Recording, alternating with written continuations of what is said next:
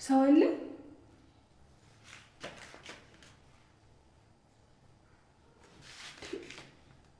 የሆነ ነገርም አለ።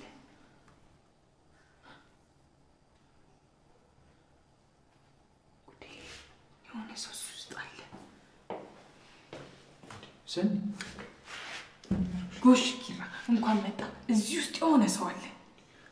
ሀሴት ናታ? ምን ማለት ነው? አይደለም ሀሴት አይደለችም፣ እሱ አይደለችም፣ ግን የሆነ ሰው አለ እዚህ ውስጥ። ና ክፈተው አሁን ቶሎ በል። ይኸውልሽ ሰኒ ሀሴት ናት እዚህ ያለችው። ብሩ እንደቆለፈችው ሰው እንዲገባባት ስላልፈለገች ነው አይደለ? ስለዚህ ለምን እንድትናደድ አደርጋለሁ? አልከፍትም።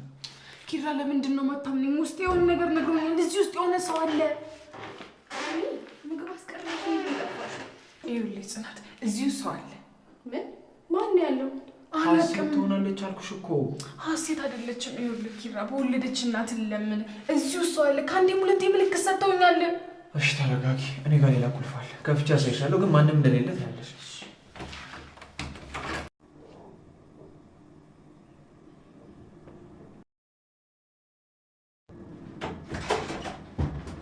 እንዴ ብሩ ብሩ ብሩ ምሩ ደህና ነሽ? ወይኔ ምሩዬ፣ ምንድን ነው የሆንሽው? ምሩ ምሩ ምሩ አትናገርም እኮ ምሩ። ደህና ነሽ ምሩ? ምሩ ደህና ነሽ? ምሩ ይፈላ። ምሩ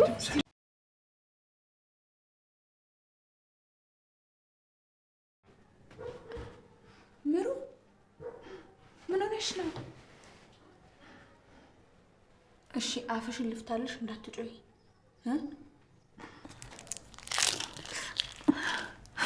እባክሽ እባክሽ ልለምንሽ መድኃኒቴን እንኳን ስጪ። ወይኔ እንዴት ነው እሱን የረሳሁት? ቆይ እሺ እዚህ ያለሽ? እዚህ ያለኝ አንዱ ብቻ ነው። ዋናው መድኃኒቴ ቤት ነው። የት ቤት? እኛ ቤት ነዋ። እባክሽ ልቤን ውጋት ይዞኛል። ከዚህ በላይ መቋቋም አልችልም። እና እኔ እንዴት ቤትሽ እሄዳለሁ? ወይ ስሙን ንገሪኝና ፋርማሲ ሄጄ ልግዛልሽ። ያለ ሐኪም ማዘዣ አይሰጥ። እንደው በፈጠረሽ በምትወጂው እሺ ልለምንሽ፣ ልቀቂኝና ልሂድ። አሁን እኮ እኔንም ከባድ አጣብቂኝ ውስጥ ከተሽኛል። የሰማሽውን ለማንም የማትናገሪ ከሆነ ለምን አለቅሽም? በፍጹም ይሄንን ማድረግ አልችልም። ለኪራ ጽናት ምን እንዳደረገች ብታውቂ ይሄንን ለማድረግ ባልሞከርሽ ነበር። አልገባኝም። ጽናት እኮ ለኪራ በቃሽ ሀሴት፣ ጽናት ላንቺ ምን እንዳደረገች ብታውቂ አይደለም ልትጎጫት በክፉ ዓይንሽ ባላየሻት ነበር። ቆይ ምንድን ነው የምትይው? እኔስ አባቴን ማሳፈር ምፈልግ ይመስልሻል? እሺ ሄኖክ ከጽናት ምንድን ነው የሚፈልገው? አላቅም። እልህ አስይዛው ነው መሰለኝ። ሌላው ቢቀር ሴትነትሽ ራሱ እንዴት ፈቀደልሽ? ለአባቴ ስል ነው። ድጋሚ እሱን ማስከፋት አልፈልግም። እና አባትሽ ሌላ ሰው አዋርደሽ አስከፍተሽ የምታመጪውን ክብር የሚቀበልሽ ይመስልሻል? በቃሽ ምሩ፣ ከዚህ በላይ ማውራት የለብንም። ለማንኛውም እኔ መድኃኒት ካላገኙ ከዚህ በላይ ማውራት አልችልም። ውድ ቤተሰብ እንዴት ናችሁ? እግዚአብሔር ይመስገን ደህና ነኝ። ተወዳጁ ድራማ ጽናት ክፍል 57። ጽናት ተክዛ ኩሽና ቆማለች።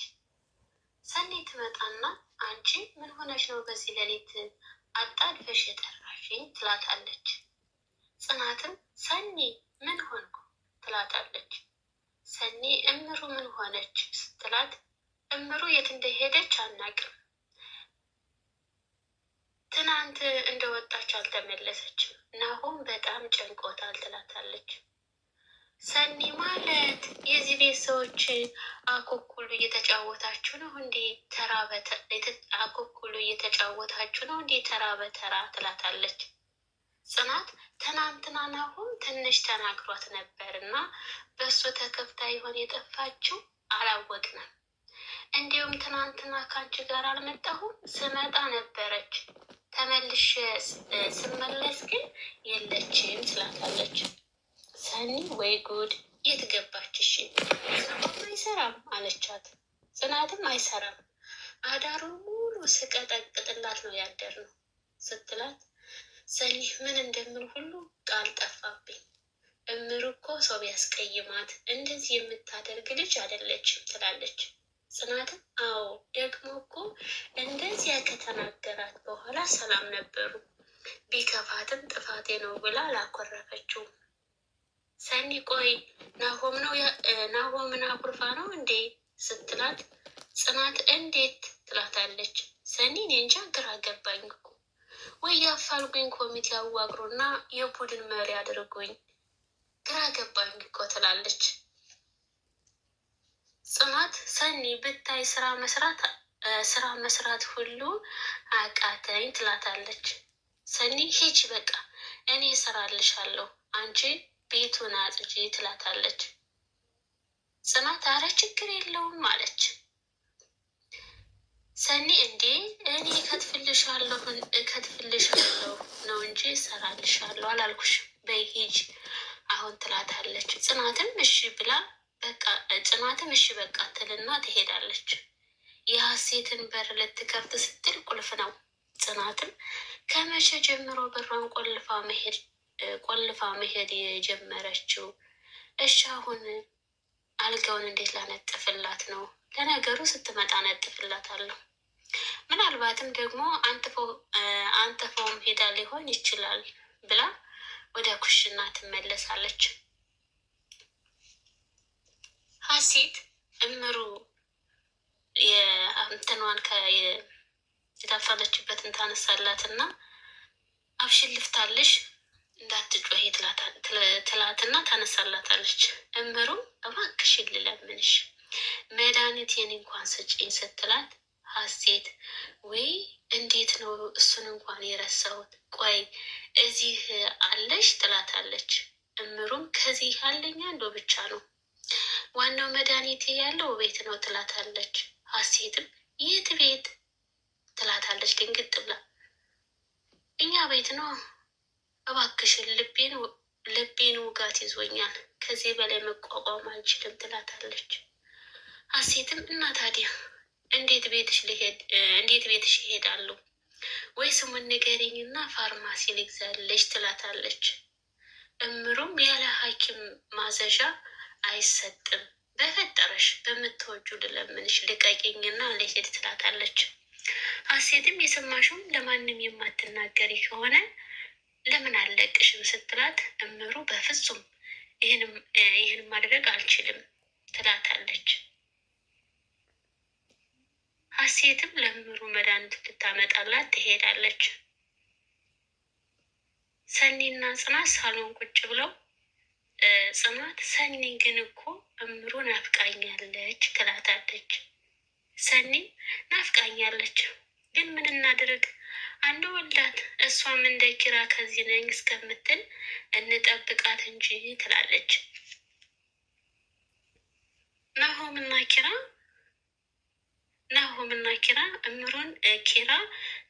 እምሩን በጣም ነው የማፈቅራት ይላል። ናሆም ለኪራ ማለት ነው። እምሩን በጣም ነው የማፈቅራት ከምል በላይ ነው የማፈቅራት ይለዋል። ኪራም እኔም እኮ ጽናትን አፈቅራት አለው ግን ምን ይደረጋል እያሉ ያወራሉ። ሀሴት ከነምሩ ቤት ውስጥ መድኃኒትን እየፈለገች እያለ ሄኖክ ይመጣል።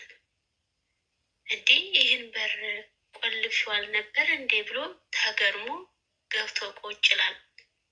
ሀሴት መድኃኒቱን እየፈለገች ነው። ልትወጣ ስትል ሄኖክን ታየውና ደንግጣ ጥግ ይዛ ትቆማለች። ሄኖክ ሳሎን ሶፋ ላይ ቁጭ ብሎ ስለ እምሩ ያስባል። መድኃኒቷን እንኳን ይዛ እንዳልሄደች እያሰበ እያለ ኪራ ይደውልለትና እንዲመጣ ያዘዋል። ሄኖክም ተነስቶ ይሄዳል። ሀሴትም ሶፋ ላይ ቁጭ ብላ እፎይ ኪራ ውለታ አለብኝ ብላ ሄኖክ ሳያት አመለጠች። ጽናት ሳሎን ቁጭ ብላ ሰኒ ትመጣና ምን አዲስ ነገር አለ ስለምሩ ብላ ትጠይቃታለች። ጽናትም ምንም የለም ግን ሌሊቱን ሙሉ የምጠራኝ እየመሰለኝ ልቤ ሲጨነቅ አደረ ትላታለች። ሰኒ ቢያንስ ከዚህ ነኝ ብትል እኮ እኛም እፎይ እንል ነበር ትላታለች። ጽናት እንጃ ለሰሚው ግራ ነው። ናሆሜ እኮ ከቀልቡ አይደለም ትላታለች። ሰኒም እንዴት ይሆናል እንዴት እንደሚወዳት እኮ ትላት እያለቻት ቁጭ ብለው ያወራሉ ሳሎን። ጽናትም ቤተሰብ ጋር እናቷ ጋር እንዳንደውል ደግሞ ከዚያ እነሱን ማስጨነቅ ነው ግራ ሆነብኝ እኮ ትላታለች። ሰኒ አዎ እሱማ ግን ቤተሰቦቿ ናቸው ማወቅ አለባቸው ስትላት ጽናት እሱማ ኪራ የዛሬን እንይና ከዚህ ያክስቷ ልጆች አሉ ከእነሱ ጋር እንደውላለን ብለዋል አለቻት። ሰኒ ምንም ቢሆን ማሳወቅን የመሰለ ነገር የለም ትላታለች። ጽናትም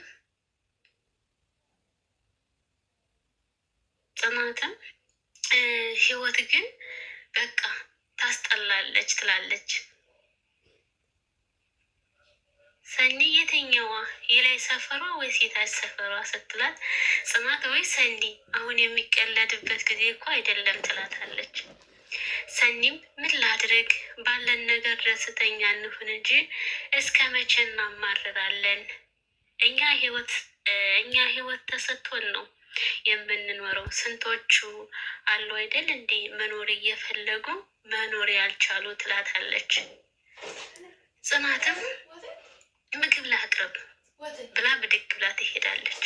ሰኒ ስልክ እያወራ ክፈተው ቶሎ በል እያለች እያሉ ይከራከራሉ። በመጨረሻም እየተከራከሩ እያለ ኪራ በሩን ከፍቶ ሲገቡ እምሩ ታግታ ያገኟታል እና እምሩ ራሷን ስታ ሆስፒታል ገብታለች። ሀሴትም ለኪራ ወረቀት ጽፋለት ትራሱ ስራ አስቀምጣ ሄዳለች። ቀጣይን ክፍል አብረን የምናየው ይሆናል። ቸር ይግጠመን።